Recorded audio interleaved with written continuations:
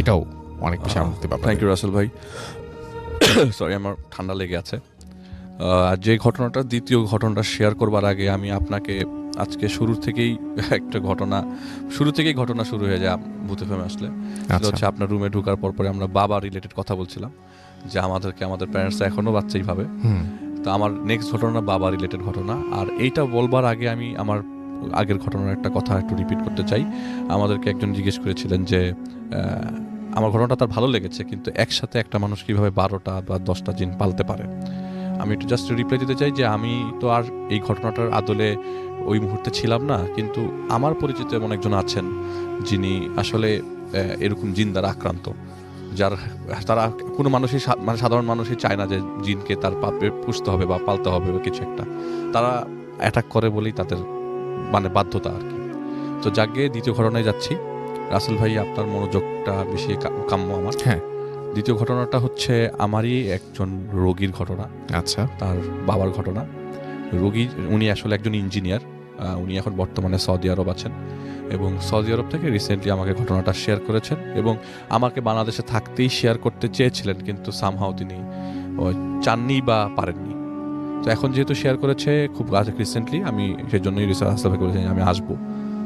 তো এই ঘটনাটা ঘটে হচ্ছে 2007 সালে এবং মার্চের 4 তারিখে। সেদিন সব দিনের মতো তিনি বাসা থেকে অফিসে যান। অফিসে যাওয়ার পরে হঠাৎ করে দুপুরবেলা ফোন আসে যে তুমি তাড়াতাড়ি একটা হাসপাতালে চলে আসো। ঘটনাটা এরকম যে হাসপাতালে চলে যাবে, কাহিনী কি, উনি যে দেখে ওনার বাবা হসপিটালের ইমার্জেন্সির বাইরে পড়ে, মানে উনি একটা লাশ ইমার্জেন্সির বাইরে পড়া দেখে, ওই লাশের পাশে তার ওয়াইফ বসে কাঁদছে। আমি একটু ঘটনার আগে যাই।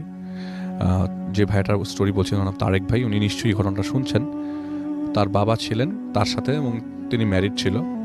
তো তার ওয়াইফ ছিল, তার বাবা ছিল, এবং তার একটা ছোট ছেলে ছিল ফ্যামিলিতে। তো তার বাবা তার রুমের মধ্যে সেদিন সকালবেলা নাস্তার জন্য, নর্মালি কি হয়, ঘুম থেকে উঠে রাত্রে সকাল 9টার দিকে ওর বাবা সবসময় ড্রয়িং রুমে এসে পেপার পড়তেন। তো সেদিন আর কেউ আসছে না। তার ওয়াইফ, তিনি সকাল 8টার দিকেই বাসার থেকে বেরিয়ে যান অফিসের উদ্দেশ্যে, জ্যাম লাগে এই জন্য বেরিয়ে যেতে হয়। তো তার ওয়াইফ এমন সময় দেখে যে সকাল 10টা 10:30 বাজে, কী ব্যাপার এখনও বাবা আসছে না। তো তিনি নক করে তার শ্বশুরের রুমে। নক করার পরে দেখে যে রুমের ভিতরে কেউ নাই। আচ্ছা। তো রাতের বেলা তো তার সাথে একসাথেই ঘুমাতে গেল, এবং রাতের বেলা ওই জায়গায় একসাথে গল্প করেছে ওই রুমে। বাবা নাই কেন, তো মনে করে ওয়াশরুমের দরজাটা লাগানো আছে, ভেতর থেকে সিটকেনি লাগানো, তো বোঝা যাচ্ছে যে ওয়াশরুমের ভেতরে তাহলে বাবা। তো উনি কয়েকবার মনে হচ্ছে আচ্ছা তো দেরি হয়েছে ঘুম থেকে উঠতে, হয়তো ওয়াশরুমে আছে। তো অনেকবার নক করে, তো দেখে যে ভেতর থেকে কোনো রেসপন্স নাই। এরকম হয় মাঝে মাঝে, নক করলে রেসপন্স না করে কিছুক্ষণ পর ওয়াশরুম থেকে বের হয়। কিন্তু আধা ঘন্টা হয়ে যাওয়ার পরও ওয়াশরুম থেকে তিনি আসছেন না। তিনি আবারও নক করে, এবং নক করতে থাকে কন্টিনিউয়াসলি, অনেক জোরে জোরে নক করতে থাকে, কিন্তু কোনোভাবেই কোনো রেসপন্স আসলো না। আচ্ছা। তিনি নিচের থেকে, আসলে ওনাদের বাসা দোতলা বাসার লোকেশনটা আমি বলছি না। তো আগের বাসা তো এরকম আমাদের যেমন এখন বাসার দরজার নবগুলো এরকম যে ঘুরালেই খুলে যায়, এটা সিটকেনি সিস্টেম, সবাই বুঝতে পারছো। আচ্ছা। তো নিচে থেকে ওনাদের বাসার যে দারোয়ান এবং ড্রাইভার আসে সে ভাঙার জন্য, ওই মুহূর্তে আবার ভাইয়াকে অফিসে গাড়ি নামিয়ে চলে এসছে।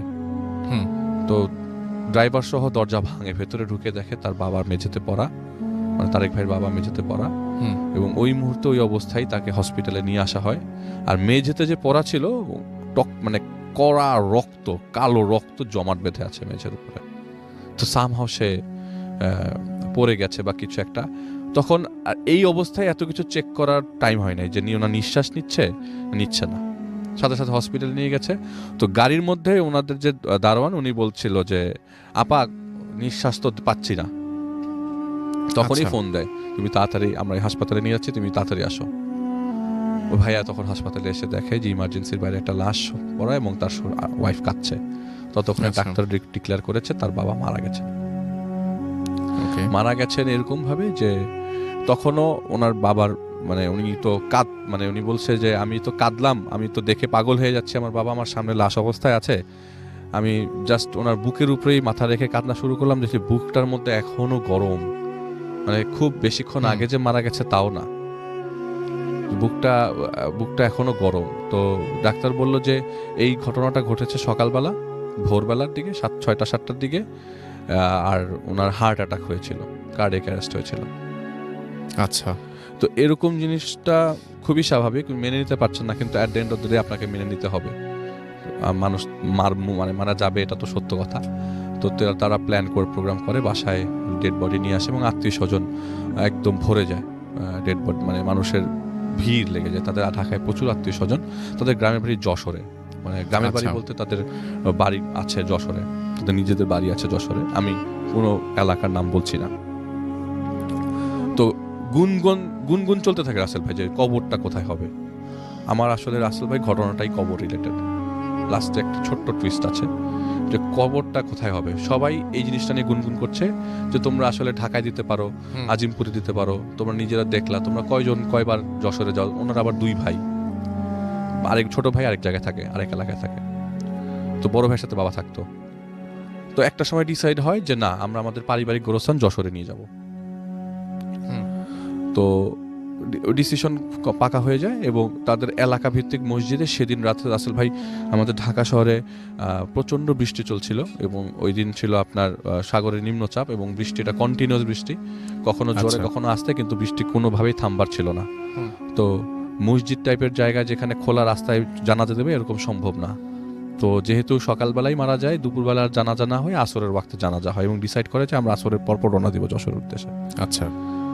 তো আসরের নামাজ শেষ হয়, নামাজের সময় আপনার ওই মসজিদে আবার এখন যেরকম মসজিদে লাশ রাখার জায়গা বাইরে রাখে, একটা রুমের ব্যবস্থা করা। ওই মসজিদটাতে এই রুমের ব্যবস্থা করা ছিল না যে লাশটা যেখানে রাখবে। তো লাশটা মানে ডেড বডিটা মসজিদের ভিতরে নিয়ে যায়, তারেক ভাই বাবার ডেড বডি মসজিদের ভিতরে নিয়ে জানাজা হয়। তো জানাজার পরে আমরা সবাই জানি যে সবাই জানাজার পরে ক্ষমা প্রার্থনা করে, মানে ক্ষমা চায় সবাই। এলাকা ভিত্তিক কোনো ঝামেলা থাকলে, কোনো টাকা ডিউ থাকলে বলে যে তার ছেলে এইসব বলতে থাকে। এই অ্যানাউন্সমেন্টটা করার সময় ওই রুমটায় কমপ্লিট সাইলেন্স ছিল, কিন্তু সবচেয়ে ইম্পর্টেন্ট এবং সবচেয়ে তাজ্জব ব্যাপার হলো ওখানে একজন কাঁদছিল।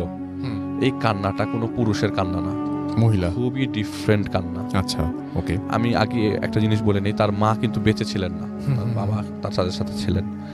তার মা 2001-এ মারা যান, আর ঘটনা 2007-এর।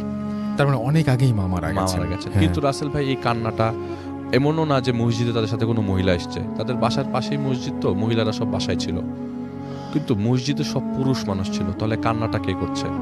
আর ওই মুহূর্তে মানে ডেড বডিটা কফিনের ভিতরে ঢোকানো হয়নি, আমাদের সো কল্ড নর্মাল কফিনগুলা, বিদেশি কফিন না, কফিনে ঢোকানো হয় যেগুলো নরমালি হয়। আর যেহেতু বাইরের বৃষ্টি পড়ছে, ওয়েদারটাও ঠান্ডা, তাদের এত ঝামেলাও হয় নাই যে গরমে নষ্ট হয়ে যাবে বা কিছু একটা, এমনি চাপাতা দিয়ে ব্যবস্থা করার হয়েছে আর কি। কিন্তু ওই মুহূর্তে মানে মসজিদের খাটিয়ার মধ্যেই লাশটা ছিল, কিন্তু ওইখান থেকে কেউ সামহাও কান্না করছে।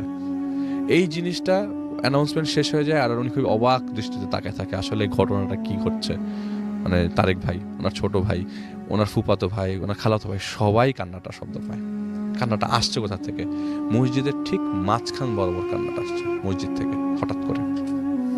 তারা খুব অবাক হয়ে যায় এবং অবাক হওয়ার একটা পর্যায়ে তারা ডিসাইড করে না, এখন আর ডেড বডিটা কাউকে দেখাবো না। যেহেতু পুরুষ মানুষের লাশ অনেক আত্মীয় স্বজন না দেখলেও মসজিদে বা জানাজার পরে দেখার চেষ্টা করে, বলে না এখন আর কাউকে ডেড বডি দেখাবো না, এখন ডিরেক্টলি কফিনে ঢুকে আমরা রওনা দিয়ে দেবো, কারণ আমাদের যশোর পৌঁছতে হবে রাত্রের মধ্যে, আগামীকাল সকালবেলা আমাদেরকে কবরস্থ করতে হবে।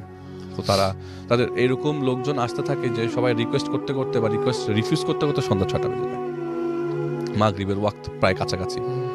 তো তারা রওনা দিয়ে দেয় এবং রাস্তার মধ্যে তারা মাগরিব পড়বে এরকম প্ল্যান করে।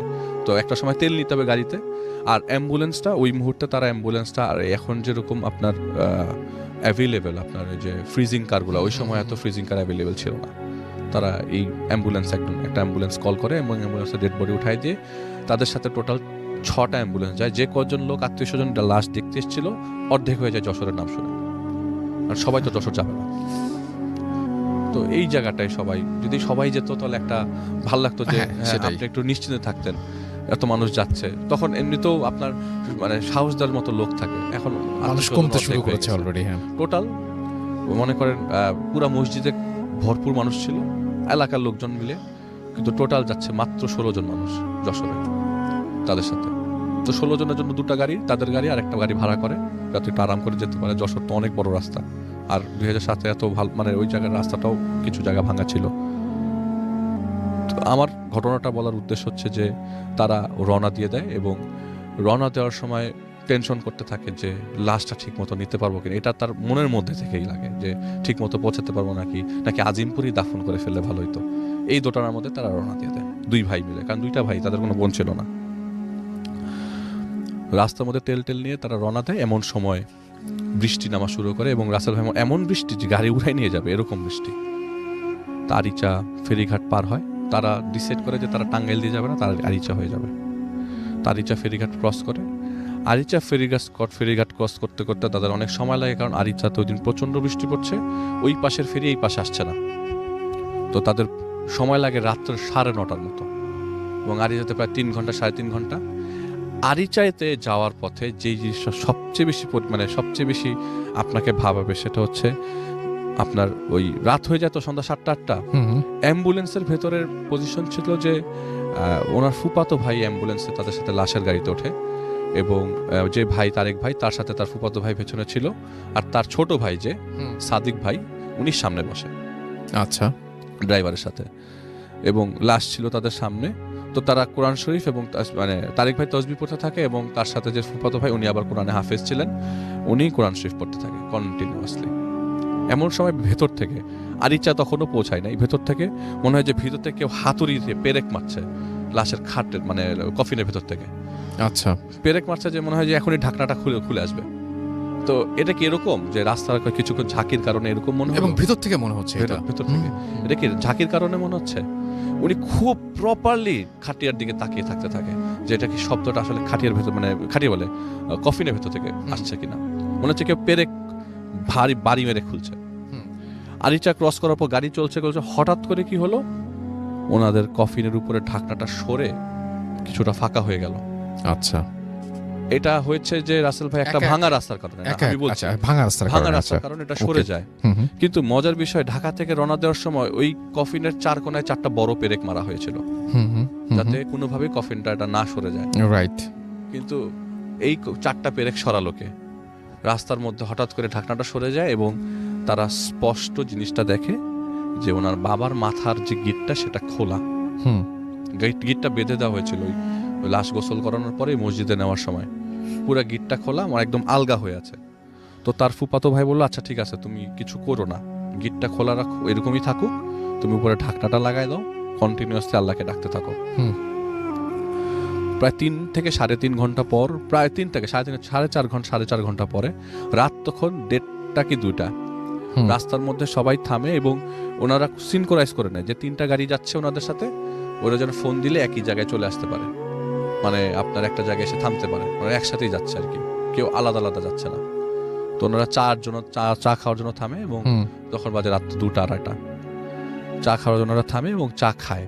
চা খাওয়ার পরে গাড়িতে রওনা দেয় এবং কেউ খেতে চেল না আর কি, খুব আহামরি খেতে চেল না, কারণ মানুষ মারা গেছে, কি খাবে, মানে মনও তো ওরকম ভাবে টানে না, আর কারোর সাথে কেউ ওরকম ভাবে আহামরি কথাও বলছে না, সবাই নিজ নিজ আপনার ইবাদতে ব্যস্ত, সবাই দোয়া করছে আর কি। তো রাস্তা দিয়ে যাওয়ার সময় চাটা খাওয়া শেষ, খাওয়ার পর তিনি রওনা দিলেন। রওনা দেওয়ার পরে হঠাৎ করে পথিমধ্যে রাসেল ভাই গাড়িটা বন্ধ হয়ে গেল। আচ্ছা, তো গাড়িতে সিগন্যাল দিল এবং রাস্তায় অনেকে হেল্প চাইলো এবং কন্টিনিউয়াসলি বৃষ্টি আসছে, এখানে বৃষ্টি কিন্তু একবারও থামে নাই, বৃষ্টি পড়ছে, গাড়ি থেকে নামতে পারছে না, আর যে ড্রাইভার ওই গাড়ির সে যে চেক করবে, এত বৃষ্টি যে বের হতে পারতেছে না, বের হতে ভিজে যাবে। রাইট। তো একটা সময় ডিসাইড করে না গাড়ির কি সমস্যা দেখতে হবে, আর মাইক্রোবাস, ওনাদের যে মাইক্রোবাস ওটার ইঞ্জিন তো সামনে, তো সামনে যেতে হবে। তো গাড়ি থেকে নামে যে না আমি চেক করব, আর এর মধ্যে ওনারা ফোন দিয়ে বারবার চেষ্টা করছে যে 2টা গাড়িতে আর 2টা গাড়ি যাদের সাথে ছিল তাদের সাথে কন্ট্যাক্ট করো, তোমরা কি আমার আগে চলে গেছো না তোমরা পিছনে আসো। এটা দোয়া পড়তে পড়তে একটা সময় খেয়াল করতে পারে না যে গাড়িগুলো আগে চলে গেল নাকি পিছনে রয়ে গেল। তো ফোন দিচ্ছে, ওইখান থেকে কেউ ফোন রিসিভ করছে না, একটাতে ফোন যাচ্ছে না, একটাতে ফোন রিসিভ করছে না। এমন সময় তাদের গাড়িতে ড্রাইভার এসে বললো যে এই তো মনে হয় ব্যাটারি পড়ে গেছে, স্টার্ট হবে না, এখনই স্টার্ট হবে না, একটা ব্যাটারি লাগবে, অথবা রাস্তাতে যাতে পথে কোনো গাড়িকে আটকায় ব্যাটারি সাপোর্ট নিতে হবে, সম্ভবই না। প্রায় ঘন্টা খানেক তারা তো ওই জায়গায়, মানে তাদের অবস্থা, সাথে লাশ পাশে একটু আগে একটা শব্দ তাদের কাছে বেশ মানে ডিফারেন্ট লাগছে। তার বাবার লাশ নিয়ে যাচ্ছে কিন্তু ভয় কাজ করছে সবচেয়ে বেশি, লাশ নিয়ে এসে যাওয়ার সাথে ভয় কাজ করছে। তার পুরুষ মানুষ এত ভয় পাবে এই জিনিসটা তারা কখনো কল্পনা করে না, তাও তার বাবার সাথে। তো রাসেল ভাই যে আমি আগেও একবার এপিসোডে বলেছিলাম যে যতক্ষণ মানুষ আছেন ভালো আছেন, মানুষ মারা গেলেই লাশ হয়ে যাবে, তখন সম্পর্কটা ডিফারেন্ট হয়ে যায়, ভয়টাও কাজ করতে থাকে। হঠাৎ করে একটা মানুষ আসে রাসেল ভাই এখানে। ওই মানুষটা আসার পরে বলে যে আপনারা কোথায় যাবেন? সাধারণ মানুষ, এমন না যে সাদা কাপড় পরা লম্বা মানুষ, এরকম কিছু না। একটা সাধারণ মানুষ বলে যে আপনারা কোথায় যাবেন? বলে যে আমরা তো যশোর যাচ্ছি। তখন ওই জায়গা থেকে তাদের বাড়ি প্রায় 20-25 কিলোমিটার দূরে। আর ওই জায়গাটা কোন জায়গাটা এখন যেরকম জিপিএস দেখে দেখতে পারেন, তখন এরকম প্রপারলি বোঝা যাচ্ছে না তারা কোথায় আছে। তাদের যশোর থেকে খুব দূরেও না। ওই লোকটা এসে বলে যে লাশটারে নিয়ে যশোর যায় না, আর এটার আশেপাশে কোথাও দাফন করে ফেলে। তখন ওনার গাড়ির ভেতর থেকে বলে যে আপনি কে, যান এখান থেকে, যান, সরেন। যে আপনি বলার কে, লাশটা কোথায় নিয়ে? ভয় লাগতে থাকে একটা পর্যায়ে। তো পেছন থেকে একটা গাড়ি দেখে হঠাৎ করে, তো গাড়িটা দেখে যে তাদের পাশে এসে থামে এবং খুব আশ্বস্ত ফিল করে। তাদের যে গাড়িতে সবচেয়ে বেশি পুরুষ মানুষ ঢুকেছিল 7 জন, ওই গাড়িটা তাদের সামনে আসে। তাদের পেছনে ছিল এটা, তাদের ভাগ্যক্রমে গাড়িটা তাদের কাছে চলে আসে এবং ব্যাটারির সাপোর্ট নিয়ে গাড়িটা স্টার্ট দেয় আর কি। তো একটা পর্যায়ে মানে ওয়াশরুমের জন্য তাদের 5 কিলোমিটার পরে থামতে হয়। গাড়িটা নিয়ে থামে। তো থামার ওই অবস্থায় যেরকম ছিল লাশ সেরকম, তারা সবাই নামে গাড়ি থেকে আবার উঠতে যেয়ে দেখে যে তাদের ওই কফিনটা থেকে ঢাকনাটা সরানো এবং তার বাবার মাথার গিটটা পুরাটা খোলা, ফেসটা পুরো ভিজিবল। এটা তো তাদের কাছে একদম আর নর্মাল লাগতে থাকে না। যত তাড়াতাড়ি যশোর যাও, যত তাড়াতাড়ি যশোর যেতে পারো, এবং সবচেয়ে রং ডিসিশন যশোর চলে আসা। তো তারা কোনোভাবে মাথাটার মধ্যে কাফনের কাপড়টা পেঁচিয়ে ঢাকনাটা লাগিয়ে যশোর রওনা দেয়। যশোরে পৌঁছানোর পর দেখে যেই জায়গায় তার বাবার কবর দেওয়ার কথা রাসেল ভাই, সেই জায়গাটা একটু লো ল্যান্ড এরিয়া, তাদের নিজস্ব পারিবারিক গোরস্থান, পুরাটা পানি ধরে ভরে গেছে, কবর আর দেওয়া যাবে না, পুরা কবরের ভিতরে পানি পড়া। তার ফুফাতো ভাই বলতে থাকে যে আসলে এইটা বাদ দেন তারেক ভাই, আপনি আমাদের কবরস্থানে চলেন। তাদের ফুফাতো ভাই মানে ফুফাতো দাদার বাড়ি হচ্ছে তার বাড়ি থেকে প্রায় 15-20 কিলোমিটার দূরে। তো চলেন। ওই মুহূর্তে সকাল 7টার দিকে তারা ওই কবরস্থানে ব্যাক করে। আসলে কবর দেওয়া শেষ হয়, ওখানে আবার নতুন করে কবর খোঁড়া হয়। কবর করতে তারা সকাল 9টা, বৃষ্টি তখনও পড়ছে উপরে, তখন সামিয়ানা টাঙিয়ে নিয়েছিল। কবর দেওয়া হয়, কবর দেওয়া শেষ হয়। শেষ হওয়ার পর মুনাজাত হয়। মুনাজাতের সময় একটা লোক তারেক ভাইকে নক করে, হাত ধরে বলে কি ব্যাপার, বলেছিলাম না আপনারে যশোর যাইতে না, এই জায়গায় কবর দিতে, এই জায়গায় তো সেই নিয়ে আসলেন। এটা বলে লোকটা চলে যায়। আচ্ছা আচ্ছা। এইটা শোনার পর আসল ভাই এই কথাটা তিনি আর কাউকে কখনো বলেন নাই, আমাকেই বলেছেন লাস্ট, যে আমি লাস্ট এই লোকটার এই কথাটা শুনি, যে বলেছিলাম তো যে যশোর যায় না, এখানে কবরটা, সেই ব্যাক করে এখানে কবরটা হলো। তো এইটার পরবর্তী সময় আর জানার চেষ্টা করেন নাই যে আসলে কেন এই লোকটা আসছিল বা কেন এই কথাটা বলছিল। At the end of the day কবরটা রাসেল ভাই তার গ্রামের বাড়িতে ওই যে জায়গায় আটকে ছিল